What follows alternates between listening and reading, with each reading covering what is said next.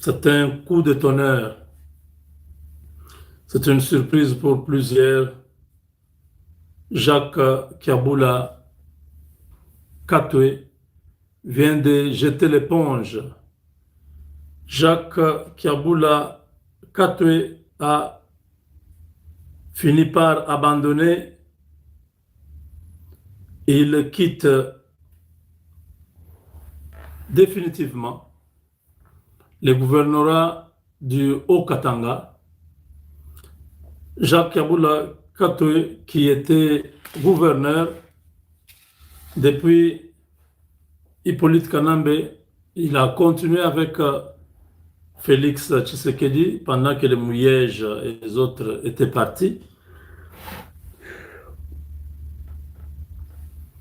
Il avait pensé que ça pouvait continuer, mais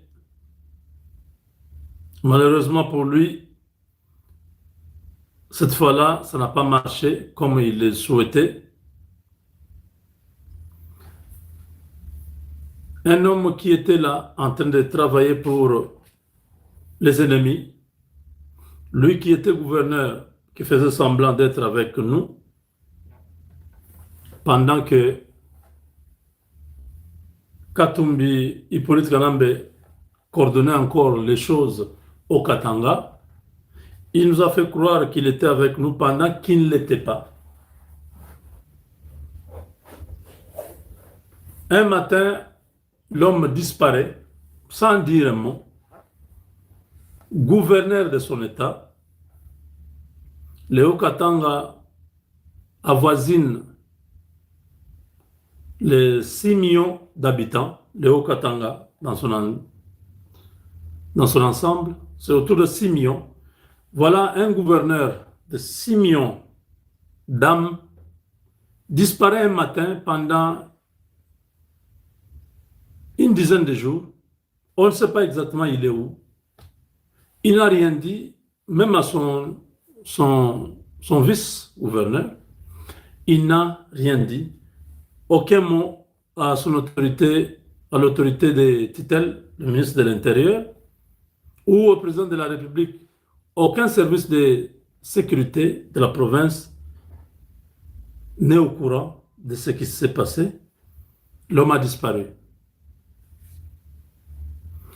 Quand il se rend compte qu'on l'a localisé, on sait où il était, en Tanzanie, en Afrique du Sud et tout ça, il s'est dit, bon, écoutez, maintenant, l'opération pour laquelle j'étais venu a échoué, parce qu'il était parti voir Hippolyte Kanambe pour essayer de travailler avec lui, être avec Nanga, aller renforcer l'AFDEL et les AFC M23. Là-bas, ça n'a pas fonctionné comme il le souhaitait. Il a maintenant demandé au Congo qu'on puisse accepter qu'il puisse rentrer. Je dis, mais attendez, tu es sorti de toi-même. Pour rentrer, il faut qu'on puisse t'aider à rentrer. Il avait compris que toute sa trajectoire était déjà connue. Qui l'avait vu, dans quelle ville il a séjourné. Les rumeurs circulent, s'il rentre, on va l'arrêter. L'homme s'est dit, avec ça, je ne saurais pas rentrer au Congo. En même temps, je ne peux pas rester ici dans l'exil parce que je suis sorti sans être préparé à l'exil. C'était l'époque où les M23 avançaient, ils pensaient que ça pouvait vite arriver au Katanga. Il fallait qu'ils puissent euh, se mettre déjà en contact avec les autres. Là, la situation se complique. Il ne sait pas comment rentrer. Il contacte tout de même quelques hommes forts du régime pour l'aider à rentrer. C'est des millions, 5 ou 10 millions envoyés à... Je ne confirme rien, c'est au conditionnel. Il aurait envoyé 10 millions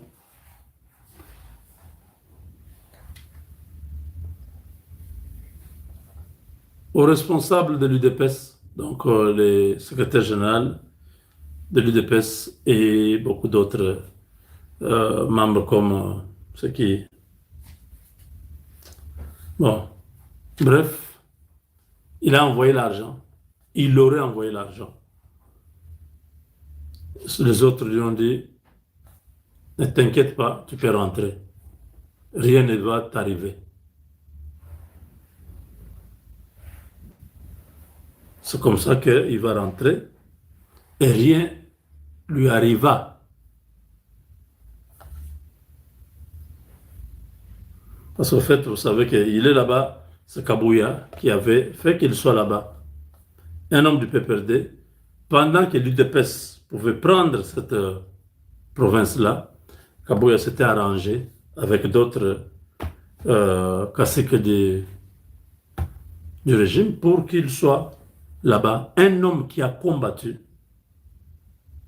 le régime de Félix Tshisekedi, qui a travaillé avec l'ennemi, qui faisait tout pour que les ennemis puissent prendre le Katanga. Vous imaginez un peu, voilà l'homme qui a Boula, qui a menti à tout le monde qu'il était Ouandani. Ouandani, là, il disait ça, c'était ironiquement.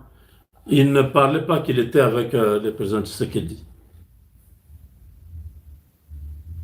Des gens qui ont beaucoup d'argent pensent qu'ils sont capables de tout faire. Ils pensent que tout leur est permis, qu'ils peuvent manipuler tout. Il a mis l'insécurité dans les Katanga. Il a détourné beaucoup d'argent. L'argent n'allait même pas dans les caisses de l'État. Kaboula. Dans les conditions normales, ce monsieur serait déjà en prison. Mais il a des parapluies, des gens qui le couvrent. Nous disons, chaque chose a son temps. Il finira par rendre des comptes. Par contre, celui qui l'a remplacé,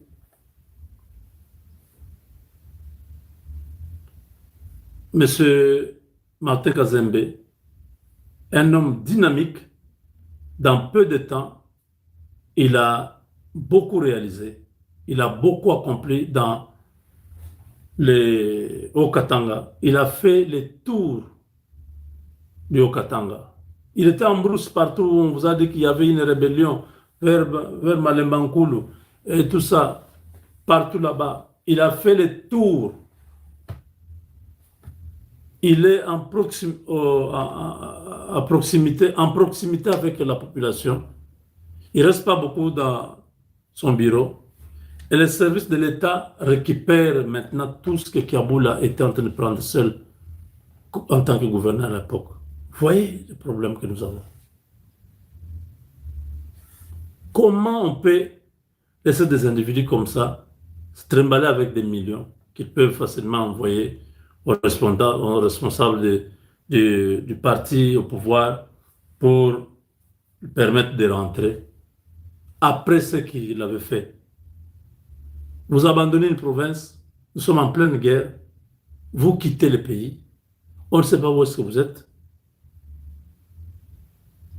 Vous ne rendez des comptes à personne. Et quand vous rentrez dans le pays, on ne vous arrête pas. Vous êtes libre. Voilà. Pourquoi on ne l'a pas arrêté? Parce qu'il y avait des gens qui l'ont couvert. Beaucoup de gens l'ont couvert. L'équipe qui travaille avec le secrétaire général Kabouya l'aurait couvert. C'est pourquoi il est rentré. Il ne pouvait pas être inquiété. Si ce n'était pas le cas, l'homme ne pouvait pas être encore en liberté. Quand je parle de l'équipe, je ne parle pas de l'exécutif de l'UDPS, c'est-à-dire le secrétaire général adjoint, tout ça. Non, non, je ne parle pas de ça. Kabouya a toujours les quelques grosses pointures de pouvoir qui sont avec lui. C'est eux qui ont manœuvré tout ça. Voilà le résultat aujourd'hui. L'homme, après avoir tenté, après avoir corrompu il a utilisé beaucoup d'argent pour faire tomber un ministre, Jacques Chaban. Kaboul a tout fait pour faire tomber Jacques Chaban. Kaboul est toujours à la manœuvre. Vous savez qu'il y a deux camps, non? Le camp de Kabouya et le camp de Jacquemin. Ils se sont affrontés lors des élections au Sankourou. Le camp de Jacquemin avait gagné. Le gouverneur qui est passé là-bas était avec le Jacquemin.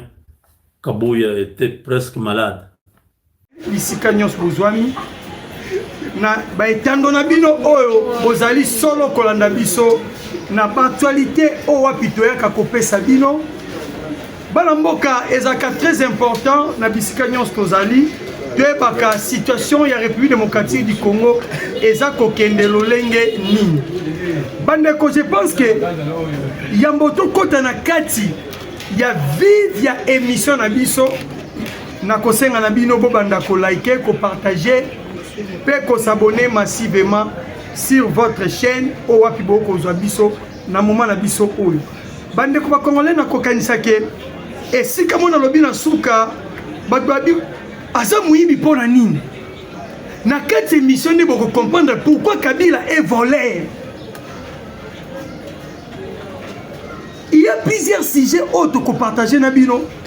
Nako fongola pe bino mémoire concernant sanctions oyo communauté internationale to ba britannique ba beti pas ya porte-parole ya M23 et pourquoi Kagame a kangi frontière na ye nako expliquer pe bino accord nini o Rwanda asali na ba américain o boyoke pesi makelele na kati ya réseaux sociaux pour comprendre makambo yango nyonso bandeko na ngai. Restez toujours branchés ndenge tolobaka landa émission na malé betina suka oko découvrir ba révélation makambo ebele oto koloba awawa on a pesi bino yango te na tête na biso ya émission. Bande ko ba congolais, opposition congolaise en ébullition. Touti comment on a hier bande ko opposition ba uti ko sangana précisément na centre boboto na Kinshasa na kati ya bosangani na bango babimisi plateforme moko na kombo ya je m'excuse C64. Cela veut dire que bazo ko activer article 64 lolenge bango opposition baza ko comprendre article 64 na manière na bango. Peuple congolais na kati article 64 opposition a soulevé eza na deux alinéas. Na alinéa 1 bandeko elobeli biso clair que moto nyonso aza ko exercer pouvoir na makasi to na violation constitutionnelle esengeli peuple à mettre ye en échec. Et na deuxième alinéa expliquer biso boye toute tentative mon mécano nyonso ya ko renvexer o ezali bokondi oyo ba etiami sami na population esengeli bato bakoya na likanisi wana bato bakoya koluka bazwa bokondi na ndenge ya makasi bato wana esengeli bazala pini kolandisa mobeko ya mboka oyo ezali ya bino. Autrement tokoloba kolandisa mobeko oyo ezali ya République démocratique du Congo. Bana mboka Congo tomoni opposition asangani na idée wana mais na kati wana na koyebisa na bino ke tomoni bango en réalité ba opposant. Mais nini ebombami na sima na bango on ebisi biso cardinal Ambongo démasqué. Premièrement, salle o basangana ki eza salle moko catholique. Boboto na kati ya salo basangani bafuti ba droite ndenge sengela kabo futa pour accéder na salo wana moto apesi autorisation opposition ekende kosanga na salo wana eza Fridolin Cardinal Ambongo. Fridolin Cardinal Ambongo yenda lobi bokende na salle Boboto boko fute eloko te bakopesa bino nyonso. Siko ide na bango eza ya nini? Balobi tozo bare nzela na 3e mandat ya Faci. Mais si ma mémoire est bonne, bandeko ba congolais, est-ce que Faci a un mandat légitime ou pas? Ce sont des questions autres qu'on s'est posées entre Ngai et Nabino. Naloba qui bien, si ma mémoire est bonne, bandeko, est-ce que Faci a exercé pouvoir en a violation constitutionnelle? Peuple congolais, opposant au Bomoni en 2023, tokendaki élection na Moïse Katumbi, tokendaki élection na Martin Fayulu, tokendaki élection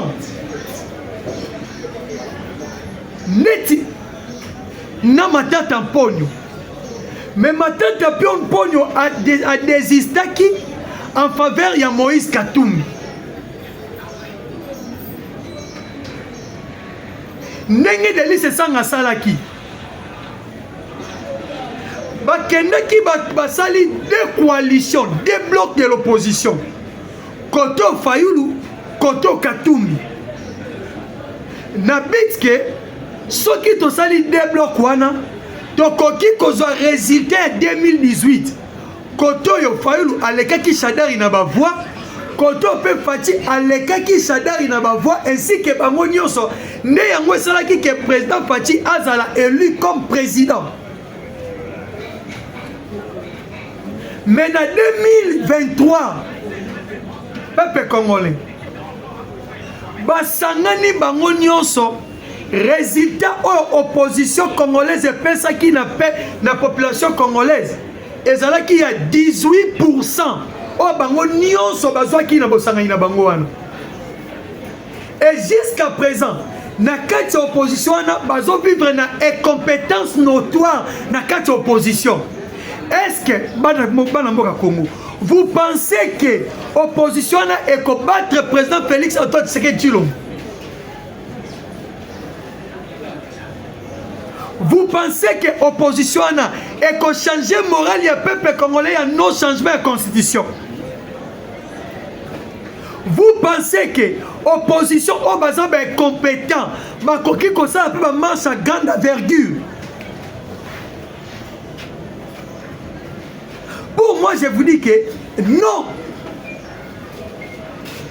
Non. Parce que les oppositions sont faibles. Et ça, opposition est absent sur le terrain. Nous avons contre le pouvoir. Nous avons action, il y a ma casse sur le terrain. Et non, nous avons plateau de télévision. Bino vous constater. Et ça, biso ba otolanda kande, toya ko informer bino. Mais toute la population congolaise, ba Martin Fayulu ba sangana ki wapi? Okoya komona ke population a peu son réponse qu'elle n'a évité.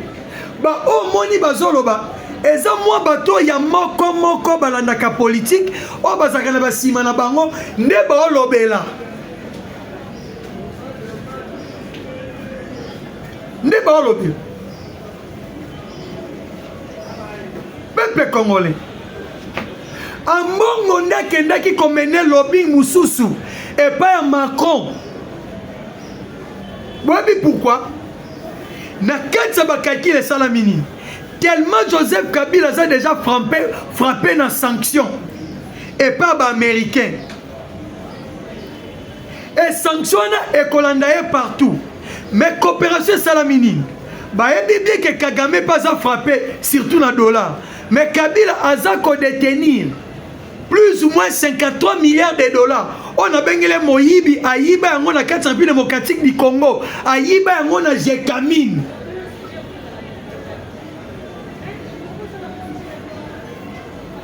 Ce qu'on quand c'est ça, Mongo yo Kabila a se décidé qui y a financer opposition et bando out en France à travers Macron.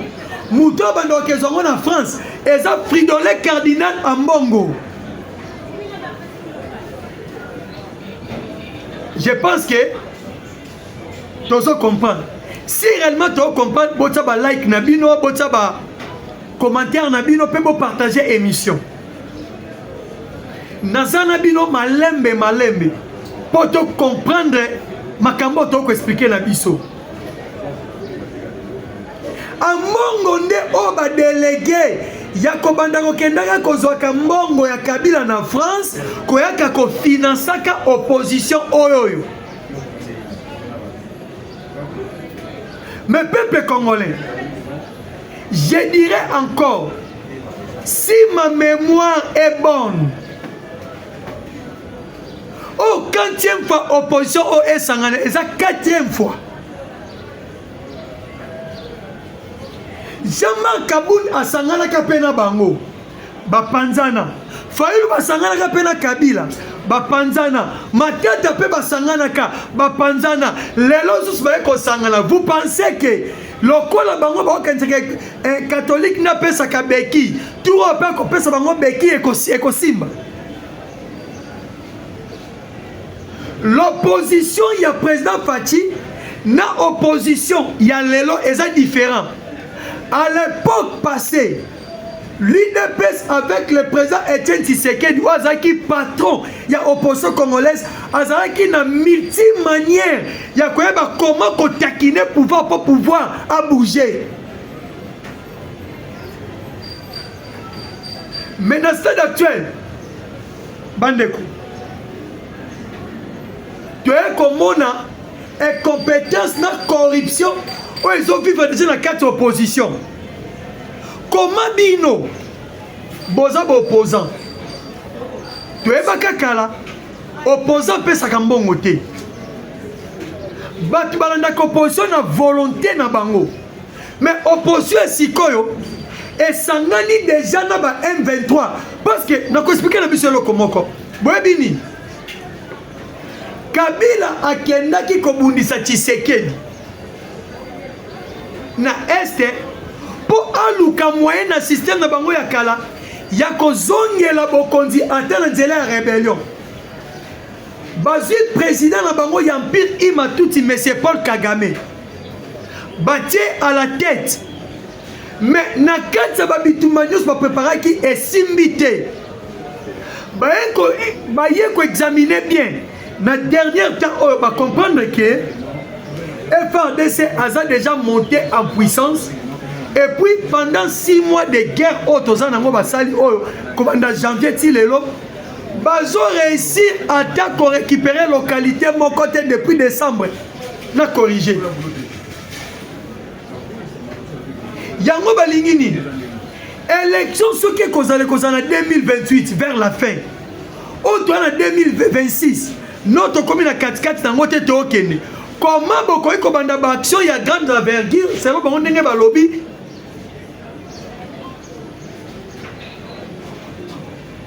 Pour tout qu'il y a 2 ans aussi ça mandat. Peuple congolais. Na koyebi sana bino ki bande ko congolais. Bon moni complot o salami. Ils ont déjà voué na échec. Pourquoi? Quand on babandi combat eza avant, bakwe souffler dans 2 mois. Bakwe souffler dans 2 mois. Et tant bakwe souffler, pouvoir à cause de comme tout likolo lisu likolo na bango, akoniata lisu bango. Parce que sur le plan de guerre, baza bloqué. Sur le plan de rébellion, ba échoué. Babandi bitumba avant. Mais faut que ça bango mouké. Comme résultat, ils ont déjà échec. yango nebisi biso boye tozozela opposition wana ebanda ba mars na yango totala bango ndenge bakokendele na ndenge bakosukela bokopesa nga raison bokopesa nga raison eza opposition oyo bato bazalaka na nzala te eza opposition ba patron abangaka gaz patron abangaka lisasi kabundi jama kotenir à côté akozana endurance ya koya na marche bango bakanisa ke stratégie ya marche IDPS ebandaka pa nani Jean-Marc Kabundi non na IDPS ndenge bomonaka bango wana soko longwe na IDPS nyonso ya IDPS etikaka kuna siko population nini wakolanda bino ka oza matile aussi à comprendre la réalisation à Fachi Bandeko pour votre information boye bayango ko bande ba marche opposition eza ko pesa beki na Fachi lobby ake na 3e mandat toke na 4e république bokanga data lelo lobby bon ba mwana mubala na zalaka prophète ayebisaki biso na marche liboso yango kolakisa ke Fachi azwi beki ako changer constitution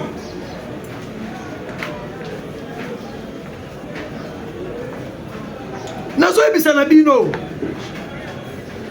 première marche kaka oba osala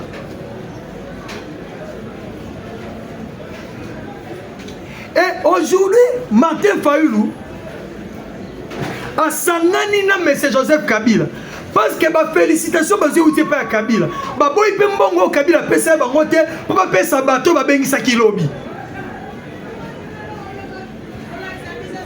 mais Kabila c'est condamné à mort à République démocratique du Congo. Kabila c'est un rebelle.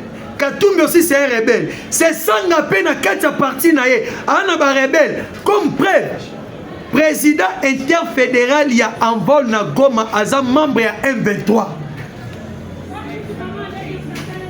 et jusqu'à la preuve du contraire le monsieur en question aza toujours qu'on continue cause la président interfédéral ya envol kuna na Goma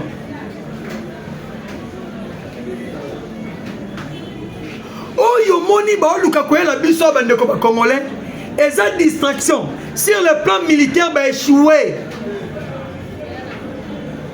balobi te to distrait bango sko na Kinshasa ne loko to créé C64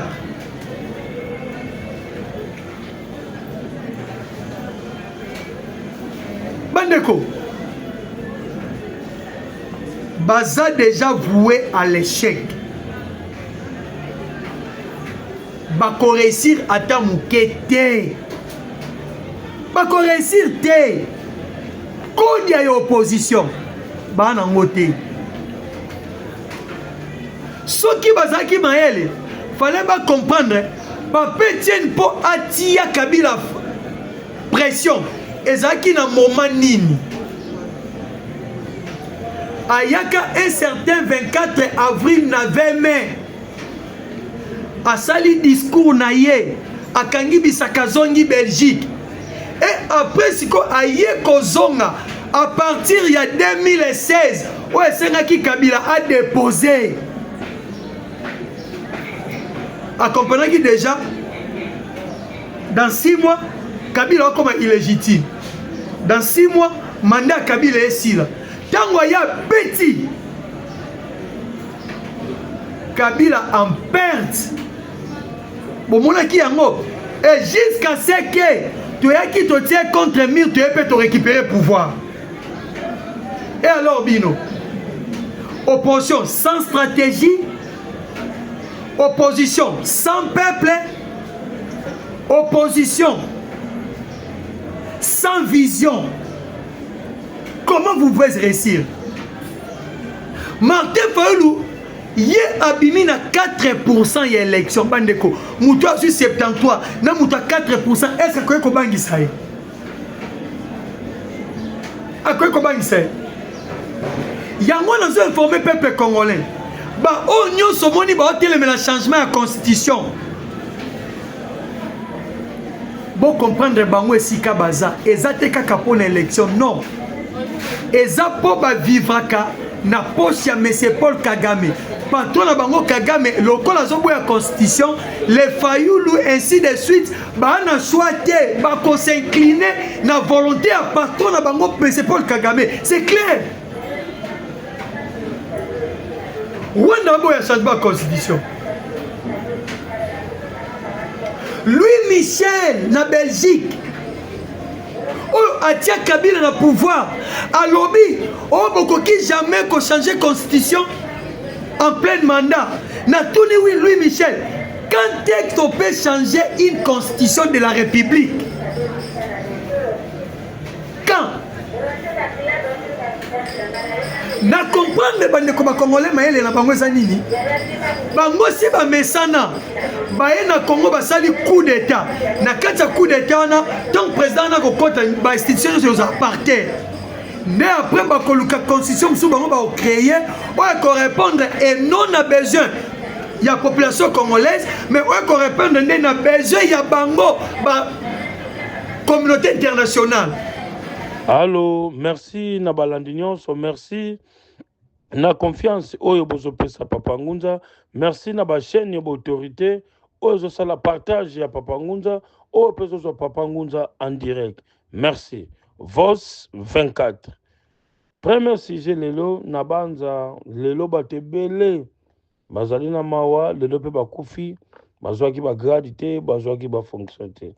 Lelo na ba ordre oyo ya mokonzi ya mboka na ba ordre oyo un bon ministre na biso ya intérieur na pesimbote na initiation na connaissance na makambo nyonso merci lelo bato bakomona mabe lelo bolamu emonani lelo premier sujet Papa Ngunza zoloba lelo na bandeko ebele baza na ba problème ya ba grade baza na problème ba fonction lelo komona lelo ba officier si bazwa ba officier assez bazwa nanu ba PTT ya les bato musu basale ba 5 à 10 ans atikale kozwa PTT lelo mutu nyonso na problème entre famille et bloquant entre entourage entre qui incompétence benga Papa Ngunza aza disponible ya kofongola nzela à bientôt dans quelques semaines ba grade na bino ezobima ba fonction na bino ezobima ma mise en place ezobima koyoka sonité. La spiritualité, c'est la connaissance. Et l'oko et l'équipe pouvoir ancestral et Zalakati. C'est le temps, c'est le temps, c'est le temps. À bientôt. Ma grade des obima, fonction des obima, mise en place des obima. Et rolling au mérité ici goza, pété na ebimagate, contacter Papa Ngunza, aza sur place, nanzela tata abeto fumu kimbangu, mvuluzi nyonso ezanankam. Ma numéro nyonso mibale eza na WhatsApp, consultation eza gratuit. Plus 243 98 17 17 013. Plus 243 89 44 54 885. Merci na balandi nyonso, merci na oyo va disposer temps par rapport à air ya kobenga Papa Ngunza ya kotuna mituna oyo sengi ya kotuna. Merci. Deuxième sujet lelo Papa Ngunza era lobaka boloba Papa Ngunza otaka kaka ba pasteur bozomona ba réalité bozomona théâtre bozomona ba aventure lelo ngana za prophétesse ngana za prophète ngana za nani to respecter ma norme ya mutu aye pana yo osalisa ye na mutu oyo ye aza na problème lelo komona mutu mosasali 10 à 15 ans abotaka te bakendekembe église bakopesa babilo ya mai non benga Papa Ngunza akosala lavage spirituel directement okozwa temps obota yo ndeko mobali yo ndeko mwasi Papa Ngunza te mutu asalaka bana Papa Ngunza te mutu akobota mais vie ya vision na ya connaissance oyo bapesinga muna nzela ya kimbangu muna nzela ya mfumu muna nzela ya kimbangiste lelo na banda tozongaka toujours na banorme lelo za na problème bana babotami bazosala te, mibali ya malamu te, nyonso eza malade. Oyo esali mabe ya papa yango te mabe ya mama, mabe ya bana yango te mabe ya papa be mabe ya mama. Tozala toujours bana baza ba innocente, bana baza avenir ya lobi. Oza na problème na benga papa Ngunza, ngai na kosalisa yo, kosalisa yo lobi pe yo pe kozala na récompense. Oza na problème ya mukanda, oza na problème ya visa, bando kotsaka mikanda na préfecture lelo barepondaka yo te. Yo ndeko mobali oza na problème bazwa bana mama kina na bango, yo bana balingaka yo sute oyo mama koloba bango bana bayokaka eza malade. Bokuta na problème na bobenga papa Ngunza. Lelo lingi mwasi na yo azala na respect na soumission. Mwasi respect za sute. Otali tambo lingana kina tambo komi soumission za sute eza mbuma moko étranger ekoti na kati ya ndako.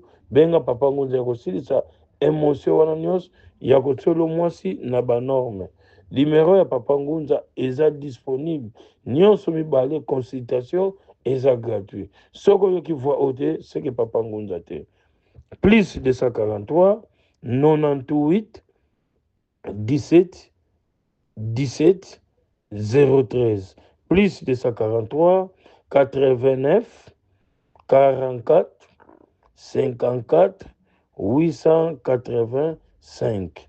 Troisième sujet, ndeko mobile, ndeko mama, banda bolingani na papa, banda bolingani na mama, mabote eza te. Okomona papa aza na mwana, mwasi aza na mwana te. Mama aza na mwana, papa aza na mwana te. Me bazobota te. Bozwami problème wana. Yo mama, oza na problème ya cancer, oyo etangami ya libele. Basala opération te, benga papa Ngunza. Yo papa ozwami problème oyo etangami ya féblicité, impuissance ya kimobale. Kimobale koma mokie, obotama na défaut, élection malamu na ndako eza te, benga papa Ngunza. Lelo soki bolamu wana eza te na kati ya ndako, okomona lelo mama azobima libanda na un simple mutu. Oza na problème ya mwasi na kati ya ndako, ozomona mwasi clair te, bazopesa ba rapport, ozokanga mwasi na bapreuve te, benga papa Ngunza nasalela yo kumba. Oto benga na Kikongo kumba na lingala kadena oyo ezaki mama soki ameki kaka kobima na mobali musu kokanga matiyo moko koya na kopesa yo code mpona kotia en preuve.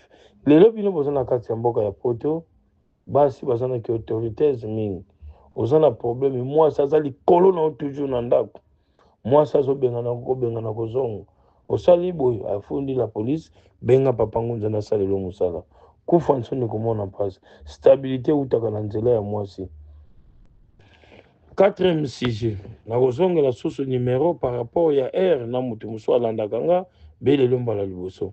Plus 243 98 17 17 013. Plus 243 89 44 54 885. Okozwa papa Ngunza yemoko en direct. Merci bofongola matoi boyoka bien. Oza na problème. Lelo bokena ba agence ebele bana ba voyager na économie si lupango tekami bana bakendeke te. Problème ya visa pa papa Ngunza eza na 7 jours. Problème ya mukanda eza na 14 jours. De degré ou de force. Lelo batebele botika kozwa ba visa oya libanda. Visa epesamaka na ambassade. Lelo bato ebele baescroquer bango combien de bato oyo papa Ngunza songi mais balie déjà mbongo entre na bacollègue, entre na baagence, entre na bato mosusu. Muna nzela ya tata wa beto mfumuki mbango mvuluzi, tozalaka toujours ya korespecte banorme. Papa Simo Kimbango mvuluzi alobaki boye Ngunza, mutu nyonso oyo aza na kati ya bakutime na kati ya bangunza zala kaka na banorme ya korespecte likambo oyo mutu ayeli mpa na yo po lobi yo mpe kozwa ta ya kosunganga koma mutu apesi yo mbongo na ye ya motoki lelo poto etikala ndenge ezalaki ya kala te difficulté eza partout oza na problème mbongo na yo mutu azwa yango bande kangama mbongo nofo bapesa yo frais d'émission billet de compte final mais bapesa yango injustement benga papa ngunza le degré ou de force bakopesa yo mbongo. Oza na problème ya mwana banda bakanga mwana asala eloko te bakosela ye viol bakosela ye crime partout dans le monde ata aza na France na Belgique na Canada na Suède na Bruxelles papa ngunza bakolongola dossier na bakodéclare ye innocent bakobimisa ye benga papa ngunza azali disponible. Oza na problème ya immoralité interne externe kokatisa mucho mpona te kopesa féblicité.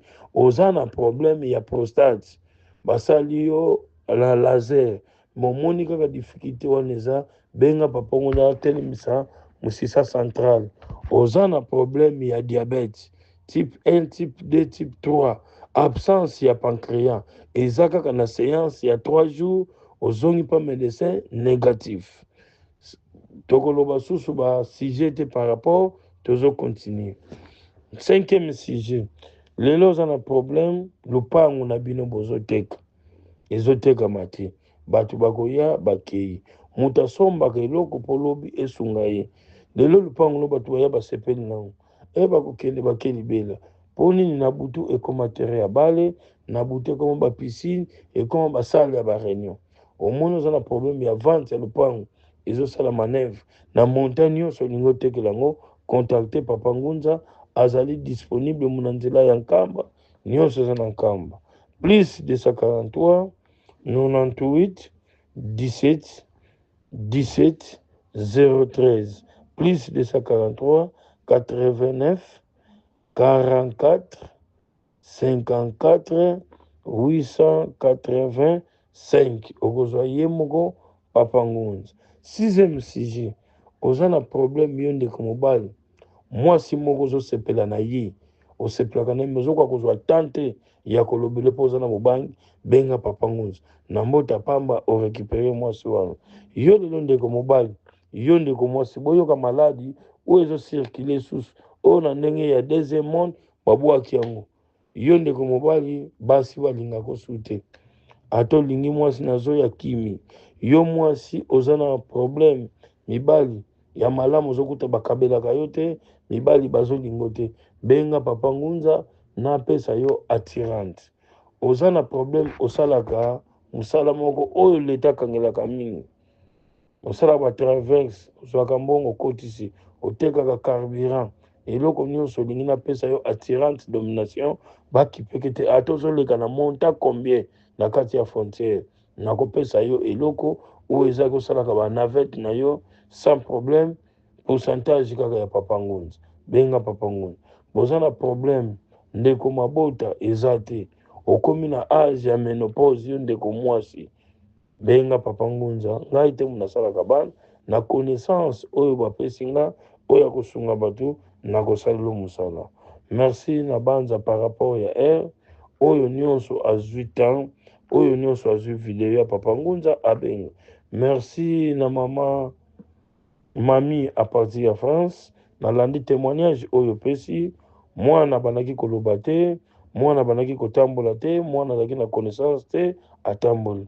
Merci papa André à partir ya Los Angeles na États-Unis ozalaki na problème ya féblicité mama akotisi balettre ya divorce lelo kimobali bopikiniki ezongi ndeti na age ya 14 ans ndeti na age ya 22 ans. Merci na témoignage nalandi yango na bachaîne na bino ndenge opesi témoignage mpona kopesa mpe ide na bandeko mosusu oyo baza na kati ya baproblème me bazokoka koyeba te akobandela wapi akosuka wapi. Mwa repo omonaki na papa ngunza vie papa ngunza azalaki me nazalaki na baretraite ya kobakisa kaka mayele oyo etangi bino nazalaki libanda ya mboka lelo naza sur place mosala ebandi omoni papa ngunza obengaki ayambaki te benga ye sikoyo aza na kati ya village disponible ya kosala mosala lelo oza na besoin ya mbongo million nyonso oza nango le même jour papa ngunza akopia mbongo na mosala spiritualité eloko eza simple eza makambo mbongo olingi ofongosa ba ONG olingi osala baentreprise mpo sunga poso moyini tonga kaka soki olingi ozwa mbongo nyonso oza nango besoin benga papa ngunza en condition otonga hôpital otonga orphelinat pesa baveuve pesa bakoka sans sacrifice botika kobima libanda ya mboka lelo mutu nyonso tata nzambe asala mutu te azala na kati ya difficulté lelo na kati ya famille bino nyonso babola mutu azwa te elingi koloba nini boya papa ngunza azodebloke biloko wana yo mwasi olingi botika okende oke komela mai bazosokola yo boye bazosokola ni botika olingi lavage spirituel benga papa ngunza partout ozali soki esengi oya bisika naza oye soki esengi ya distance partout ozali nakosalela yo ozwa lupemba ozwa tirante okutana mibali oyo olobi a asali a olobi b asali b nakopesa yo chance partout tobanda kobenga na kala ekoma antirante nyonso loba mobali okutana kana mibali oyo likolo tala famille na yo nsima tala mpe libota no nsima merci mona nzela tata Simon Kimbangu oza na problème ya blocage ozokutana na basa bien te ozokutana na mibali ya bien te lavage spirituel benga papa ngunza azali sans problème sans condition lelo bapaster bozomona bathéâtre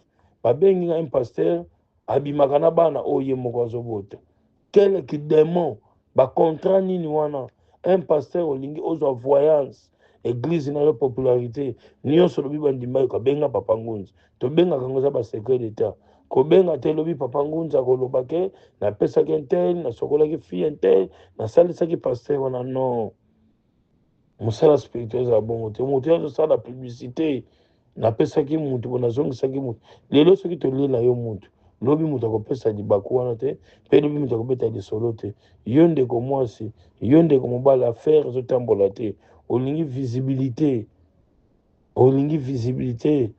na WhatsApp na Facebook partout na TikTok benga papa ngunza sujet ya suka esali ngai mawa mingi lelo bandeko mosusu baza na poto mosika atangisi mwana akoti na école de foot mwana azobeta bale bien mwana azobima te mwana aza sollicité te benga papa ngunza pourcentage kaka na mwana akende na équipe nyonso oyo asepeli akende akozala na tirante ya kozwa ye numero ya papa ngunza nyonso mibale oyo mpe alingi kosadere na séance ya courant de joie ya papa ngunza azali boîte postale makambo nyonso lelo tomonaka barose kwa séance okite bapharmaçonnerie séance oyo efungwami ya komérite place ya kozwa mbongo ya kozwa bomengo séance ya courant de joie olingi omérite poste oza gouverneur oza ministre oza sénateur oza procureur oza nani kota na séance ya courant de joie